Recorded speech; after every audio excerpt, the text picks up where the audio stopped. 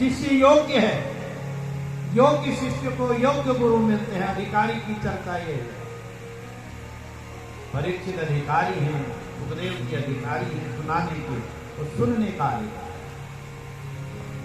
तत्रा भगवत भगवान व्यास पुत्र भगवान का आगमन हुआ। सुखदेव जी महाराज की जय हो। 16 वर्ष के जैसे हैं। यद्यपि अवस्था बहुत है उनकी, परंतु कैसे लगते हैं जैसे 16 वर्ष 62 वर्ष, जैसे 16 वर्ष का बालक आ रहा है। कुमार हो, दिगंबर हैं, अवधूत वेश है। ऐसे सुखदेव जी आए। जैसे ही सुखदेव जी आए सब खड़े हो गए, सबने स्वागत किया। राजा परीक्षित ने कहा मैं बड़ा धन्यवाद हूं, आप जैसे अवधूत महाराज हमारे घर आए। तो राजा ने सीधे ही प्रश्न छेड़ दिया, क्योंकि राजा विह्वल थे, डर से राजा कांपे हुए हैं कि मृत्यु होने वाली है। तो राजा ने तुरंत ही प्रश्न किया। क्या किया? अतः पृच्छामि संसिद्धिं योगिनां परमं गुरुं पुरुषस्येह यत् कार्यं म्रियमाणस्य सर्वथा। यही प्रश्न है राजा का कि हे गुरुदेव आप ये बताइए, हे गुरु, योगियों के गुरु, मैं आपसे पूछता हूं कि म्रियमाणस्य सर्वथा, यदि किसी की मृत्यु होने वाली हो, उस व्यक्ति को कौन सा साधन करना चाहिए, कौन सा अनुष्ठान करना चाहिए, क्या करना चाहिए जिससे मृत्यु सुधर जाए। यह राजा का कहने का तात्पर्य है कि मृत्यु काल। महाराज परीक्षित की बात को सुनकर सुखदेव जी महाराज बोलना प्रारंभ करते हैं। द्वितीय शब्द का प्रारंभ। अब साधन की चर्चा है। पहले में अधिकारी की चर्चा हो गई। वरीयानेषु ते प्रश्न कुतो कृतो लोकहितं नृप आत्मविस्सम्मतः पुंसां श्रोतव्यादिषु यः परः। कहा कि राजन, तुम्हारा जो प्रश्न है ये बड़ा आदर करने योग्य है। वरीयानेषु ते प्रश्न, इसका आदर करना चाहिए। प्रश्न का आदर तो करना चाहिए, तभी भागवत हो पाएंगे। तुम्हारे इस प्रश्न का आदर करते हैं। और देखो राजन, तुमने जो पूछा लोक हित के लिए, तुम्हारा तो कल्याण होगा ही, संसार का भी कल्याण होगा। राजा परीक्षित ने प्रश्न नहीं पूछा होता, हम सब आज इस रसिक कथा में कहां बैठे होते। ये राजा परीक्षित ने पूछा, इसलिए है ये सब हो रहा। कहा कि राजन, कि जो गृहस्थी घर के काम धंधों में ही उलझे हुए हैं, उनकी सारी उम्र इसी में बीत जाती है। कहते हैं संसार में जिनको अपना समझते हैं, देह अपत्य माने देह पत्नी पुत्र, ये सब मिथ्या है। इनको हम देख रहे हैं, इनका निधन हो रहा है, हम देख रहे हैं, लोग मर रहे हैं, पैदा हो रहे हैं। पश्यन्नपि न पश्यति, हम देखते हुए भी आंखें मूंद दे रहे हैं। तो इसलिए कहते हैं तस्मात् भारत सर्वात्मा भगवान हरिरीश्वरः। इसलिए हे भारत, हे परीक्षित, तुम सर्वात्मा भगवान हरि की आराधना करो। क्या करो? कहते हैं श्रोतव्य, उनकी कथाओं को सुनो। कीर्तितव्यश्च, उनका कीर्तन करो। और स्मर्तव्य चेत सता भयम, और उनका स्मरण करो, मनन करो, उस परमात्मा का श्रवण करो। उस हरि का को सुनो, उनका ध्यान करो, उनका मनन करो, उनका स्मरण करो कि राजन तुम घबराओ मत। अरे तुम्हारी 7 दिन की अवस्था है, अभी 7 दिन तुमको जीवित रहना है राजन।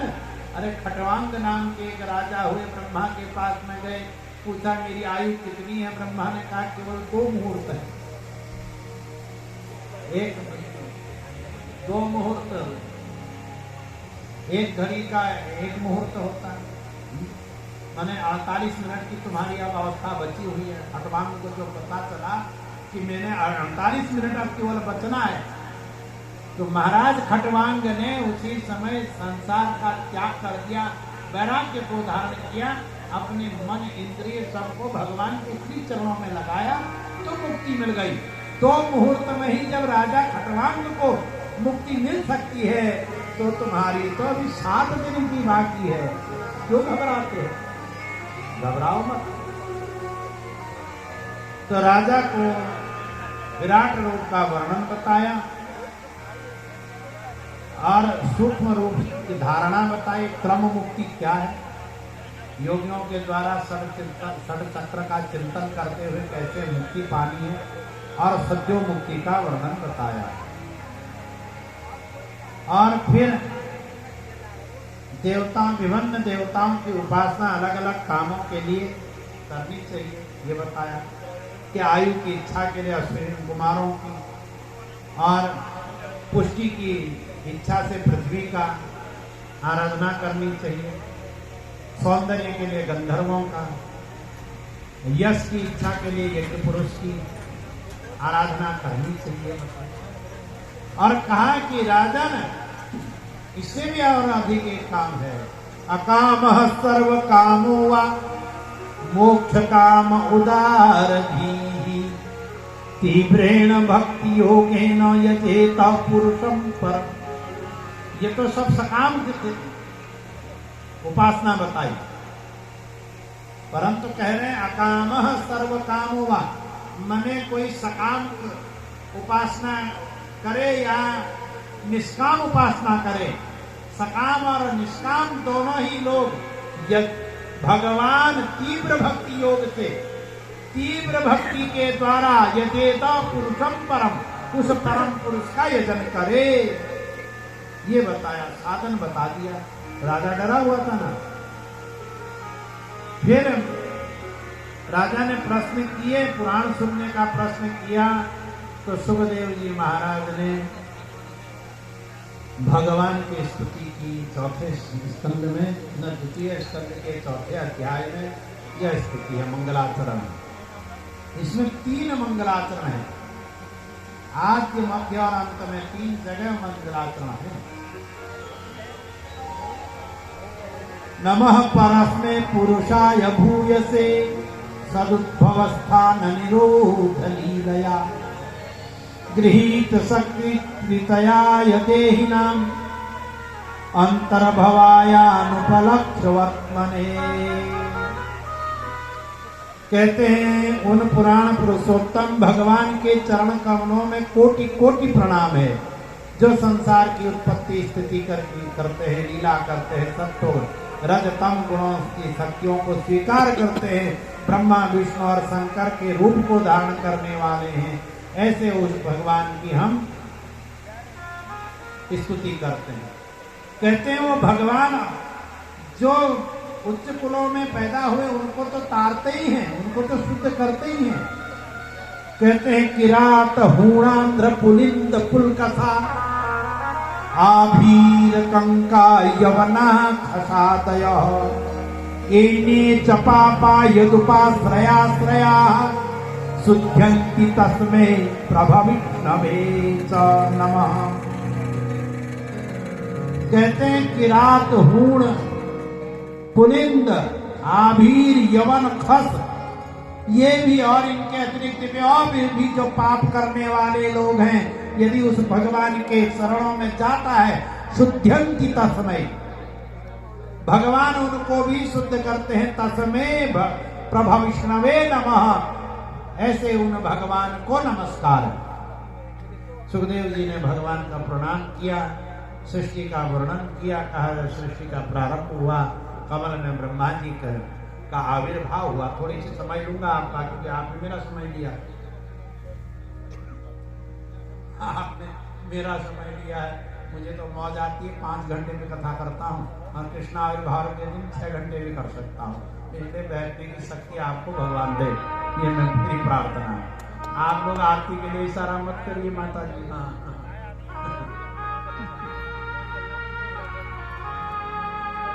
जब तक मेरी मौज रहेगी तब तक मैं कथा करूंगा, ये समझ लीजिए। मुझे तो अभी 12 भगवान का अवतार तक की कथा आज कहनी है। कम से कम पहले तो उनका विवाह करने करदम और उनका देवहूति करदम विवाह पर्यंत आज का वर्णन है। तो अभी तो और आप समय से बैठिए, घर वालों से प्रार्थना है आप 12:30 बजे बैठ जाएंगे। और जो लोग बाद में आ रहे हैं उनसे भी प्रार्थना है कि जल्दी बैठिए, देर से जाइए।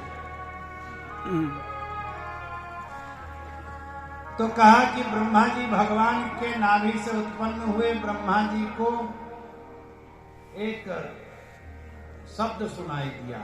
क्या कहा कि कादयो मावसानाम स्पर्शः, पौ से लेकर के मौस तक के जो ये वर्ण हैं उनको क्या कहते हैं? स्पर्श कहते हैं। पढ़ा है सिद्धांत कौमुदी में? अभी लोग सिद्धांत कौमुदी की बात भी हम लोग करेंगे। तो कादयो मावसानाम स्पर्श, मैंने स्पर्श का 16वां और 21वां अक्षर सुनाई। मैंने 16वां अक्षर कौन सा हुआ और 21वां अक्षर हुआ। तो क्या सुनाई दिया? तप। तो ब्रह्मा जी ने तप किया। ब्रह्मा जी ने तप किया, भगवान प्रसन्न हुए। भगवान ने 4 श्लोकों में ब्रह्मा जी को ज्ञान दिया, ब्रह्म का, माया का, आत्मा का और जगत का। ये 4 श्लोकों में 4 बातें ब्रह्मा जी ने, भगवान ने कही। अहमेवा समेवाग्रे नान्यदि सत्परम पश्चादहम यदि तच्च योचिष्येत सोऽस्म्यहम्। भगवान कहते हैं, जो ब्रह्म का ज्ञान दे रहे हैं, अहम एवाग्रे, मैं ही पहले था। मैंने सृष्टि के आदि में भी मैं ही हूं, मुझसे अतिरिक्त और कोई नहीं था, और इसके मध्य में भी मैं ही रहूंगा। पश्चात अहम, बाद में भी मैं ही रहूंगा। और यो शिष्येत, जो शेष रहेगा सो अहम, वो भी मैं ही रहूंगा। तो भगवान ने यह बताया। फिर माया के बारे में बताया। ऋतेर्थम यत् प्रतीयेत, कहते हैं, भगवान कह रहे हैं वास्तव में होने पर भी जो कुछ अनिर्वचनीय वस्तु मेरे अतिरिक्त मुझ परमात्मा में है वह मिथ्या भाषित होती है। बस मेरे अतिरिक्त और कुछ नहीं है। मेरे अतिरिक्त यदि संसार दिख भी रहा है तो केवल मिथ्या माया मात्र है। फिर आत्मा का वर्णन किया, यथा महांति भूतानि। फिर जगत का वर्णन किया, एतावदेव जिज्ञासु। ये 4 श्लोकों में ब्रह्म, माया, आत्मा और जगत का निरूपण करके भगवान ने ब्रह्मा को ज्ञान दिया। और फिर पुराण के 10 लक्षणों का वर्णन है। अत्र सर्गो विसर्गस्त स्थानम पोषणमूतयः मन्वन्तरेशानुकथा निरोधो मुक्तिराश्रयः। सामान्य पुराणों में 5 लक्षण होते हैं, परंतु श्रीमद् भागवत में 10 लक्षण हैं। सर्ग विशेष प्रकार, सर्ग माने सृष्टि, विसर्ग माने विशेष सृष्टि, स्थान भगवान क्या व्यवस्था करते हैं, पोषण भगवान पापियों का पोषण कैसे करते हैं, जान लो, व्याख्यान इत्यादि आएंगे आगे। मनवंतर, ऊती, उससे पहले ऊती माने काम वासना, वासना, ऊती माने वासना। 2 प्रकार की वासना होती है, प्रहलाद जी की सत वासना, हिरण्यकश्यप की असत वासना। और मनवंतर 8वें स्कंद में, मनवंतरों की कथा में वहां भगवान बहुत से वर्णन करेंगे सुखदेव जी। और ईशानु कथा सूर्यवंशी और चंद्रवंशी राजाओं का वर्णन, निरोध लीला भगवान की 10वें स्कंद में, मुक्ति का वर्णन 11वें स्कंद में, 12वें स्कंद में आश्रय, किसका आश्रय लेना है? परमात्मा का। कुछ आचार्य ऐसे मानते हैं, मधुसूदन इत्यादि आचार्य भागवत के जो विद्वान हुए हैं वो कहते हैं आश्रय तत्व 11वें स्कंद का लक्षण है और 12वें का मुक्ति। परंतु क्रम के अनुसार 12वें का मुक्ति होना चाहिए। अब आचार्यों का अपना अपना मत है, उनका अपना अपना सिद्धांत है। हमको तो सुखदेव जी के सिद्धांत पर ही यहाँ पर बात करनी है। तो ये सब बताया। तृतीय स्कंद का वर्णन प्रारंभ हुआ। सुखदेव जी महाराज कहते हैं, यदास्तु राजा स्वसुतान साधु पुष्णन्न धर्मेण विनष्ट दृष्टिः भ्रातुर्यवशिष्टस्य सुतान् विबन्धून् प्रवेश्य लाक्षा भवने ददाह। जब राजा धृतराष्ट्र अपने भाई के पुत्रों के साथ अन्याय करने लग गया, उनको लाक्षा भवन में जलाने का प्रयास कर रहा, नाना प्रकार के षड्यंत्र कर रहा है, ऐसे समय में विदुर जी हस्तिनापुर के राजभवन के राज दरबार में अपना धनुष त्याग करके तीर्थ यात्रा करने चले। और तीर्थ में उनकी भेंट हुई उद्धव जी से। उद्धव जी से वहां भेंट हुई। उन्होंने उद्धव से पूछा, उद्धव जी ये बताओ कि जब मैं चला था महाभारत का युद्ध की भूमिका बन रही थी, अब तो हो गया होगा, मैं समझता हूं कि युधिष्ठिर जीत गए होंगे, उनका राज्य स्थापित हो गया होगा, अब तो धर्म की स्थापना हो गई है। आइए बताओ भगवान द्वारिका में कैसे? भगवान की बात सुनते ही उद्धव के आंखों से अश्रुधाराएं निकल गई। उद्धव के आंखों से अश्रुधाराएं निकल गई। उद्धव कहते हैं, कृष्ण त्युमणि निम्लोचे गिरिवेश्व जगरेण किम न कुशलम ब्रूयाम गतश्री सुगृहेष्वहम्। उद्धव जी ने कहा, विदुर जी क्या बताऊं, अरे हमारी स्थिति यादवों की तो इस समय जो बचे बुचे यादव हैं, हमारी स्थिति कैसी है?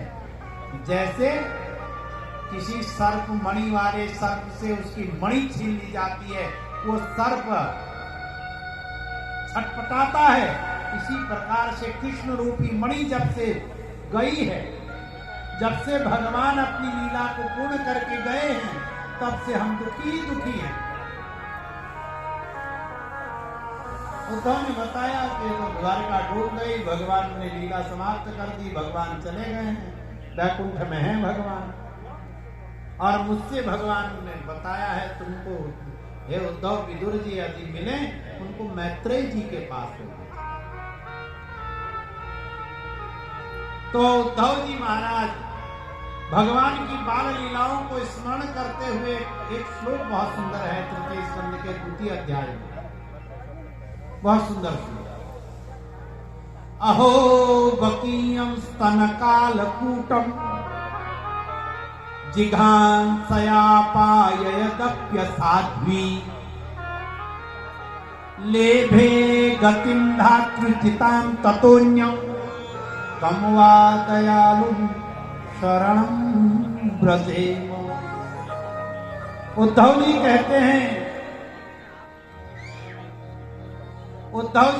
हैं, अहो बकीयम, अरे देखो भगवान कितने दयालु हैं, भगवान कितने करुणा वरुणालय हैं। देखिए बकी मने बकासुर, और बकासुर की बहिन बकी पूतना अपने स्तनों में कालकूट नाम का जहर लगा करके भगवान को मारने आई। अहो बकीयम स्तन कालकूटम, स्तनों में कालकूट नाम का जहर लगा करके आई भगवान को मारने के लिए। और भगवान ने क्या किया, लेभे गतिम धातृ चिताम ततोन्यम, जो गति यशोदा देवकी गायों की हो बाद में हुई, वह सबसे पहली उस गति को किसको दिया, पूतना को दे। सबसे पहले भगवान ने किसका उद्धार किया, पूतना का उद्धार। वह लोग रमा वैकुंठ की प्राप्ति पूतना को सबसे पहले हो गई। तो इससे बढ़कर और दयालु कौन होगा, जो अपने को ही मारने आया है और उसको भी सदगति देने वाले ऐसे हमारे भगवान हैं। भगवान की याद में उद्धव जी रो रहे हैं, उद्धव जी भगवान की याद में रो रहे हैं, आंखों से अश्रुधाराएं भगवान की बाल लीलाओं का स्मरण करते करते उद्धव रो रहे हैं और भगवान से कह रहे हैं, जीवन है तेरे हवाले मुरलिया वाले।